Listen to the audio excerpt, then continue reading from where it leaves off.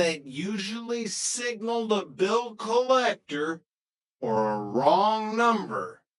But this time, the person on the other end was a woman named Roxanne Stanley Roper, who happened to be fixing a leaky radiator in the hallway, or perhaps just lingering near the door.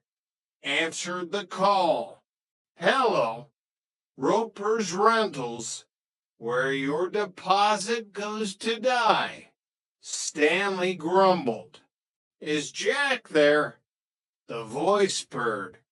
"Tell him Roxanne called. Tell him I'm ready for our private session tonight. Tell him to bring the whipped cream." Stanley's jaw hit the floor. The whipped cream. "Lady, I think you have the wrong. Actually, no. I'll tell him. I'll tell him everything." When Jack returned from cooking school later that afternoon, Stanley was waiting for him like a vulture. "Whipped cream, eh, Jack?" Stanley asked, his eyes gleaming with a mixture of suspicion and a strange kind of admiration.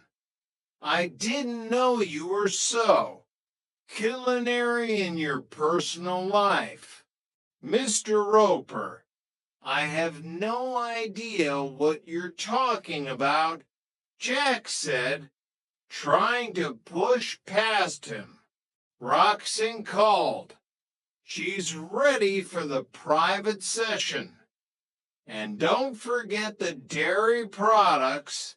Stanley winked, a gesture that made Jack's stomach turn. As it turned out, Roxanne was simply Jack's partner for the advanced pastry class, and the private session was an extra practice for the upcoming SOFL exam. But for the rest of the week, Stanley followed Jack around, offering him advice on how to maintain his stamina. "It's all in the wrist, Jack. I learned that in the war," Stanley would say, before being pulled away by Helen. Chapter 19, Disco Fever. The week culminated in the grand opening of the Gilded Pineapple, the newest disco in Santa Monica. Larry, naturally, had managed to secure VIP passes, provided they all wore a minimum of 3 pounds of polyester. "It's about the rhythm, buddy," Larry said, adjusting his velvet lapels, which were wide enough to serve as lunch trays. "The disco floor is where legends are born." Jack, Johnny, and Chrissy spent the evening under the spinning disco ball, attempting to master the hustle. Jack's version of the dance looked remarkably like a man trying to put out several small fires at once, but his enthusiasm was unmatched.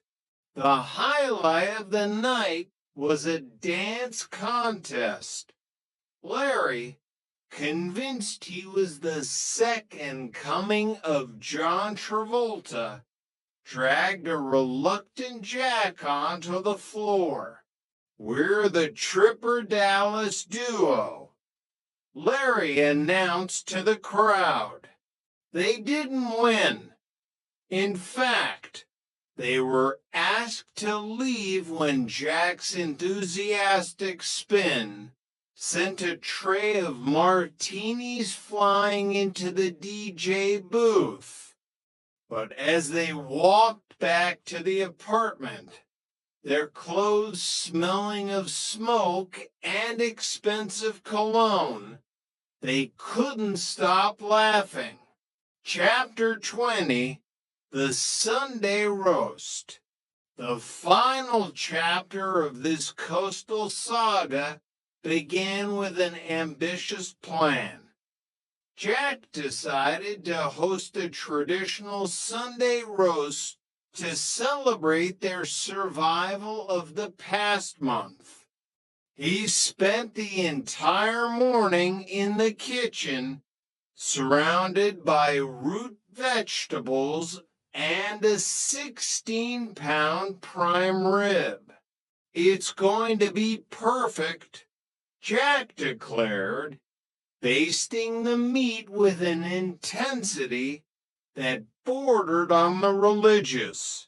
The Ropers were invited, of course. Stanley arrived wearing a tie for the first time in years, looking remarkably like a man who was expecting an execution. "I hope this isn't that pearl mousse again," Stanley grumbled, eyeing the kitchen door. The meal was, against all odds, a success. The beef was tender, the potatoes were crisp, and even Stanley managed to finish 2 helpings. As the evening wound down, the 5 of them sat in the living room, the sounds of a Frank Sinatra record playing softly in the background. "You know," Stanley said, loosening his tie and patting his stomach, "I suppose you kids aren't the worst tenants I've had, even if you do harbor fugitive penguins." "Thanks, Mr. Roper," Johnny smiled. "Don't get used to it," Stanley added, standing up. "Rent is due on the 1st. And Jack, stay away from my radiator." As the Ropers left, the trio looked at each other. The apartment was messy, the future was uncertain, and the 70s were still loud and confusing. But in the heart of Santa Monica, in apartment 201, they had everything they needed. Chapter 21, The Uninvited Guest. The Tuesday after the roast brought a surprise that even Jack couldn't have cooked up. A tall, impeccably dressed man with a British accent appeared at the door, claiming to be Jeanette's long-lost cousin from London. "Reginald Wood, at your service," he said, bowing slightly. He carried a leather briefcase and spoke with a precision that made Jack feel like he was constantly being graded. Jana was thrilled. "Reggie, I haven't seen you since we were kids." But Jack was suspicious. There was something about Reggie, the way he looked at the silver candlesticks, which were actually silver-plated plastic, the way he asked about the security measures of the building. "He's not a cousin, he's a con man," Jack whispered to Chrissy in the kitchen. "Oh, Jack, don't be so cynical," Chrissy said, polishing a glass. "Maybe he's just very formal." The suspicion deepened when Stanley Roper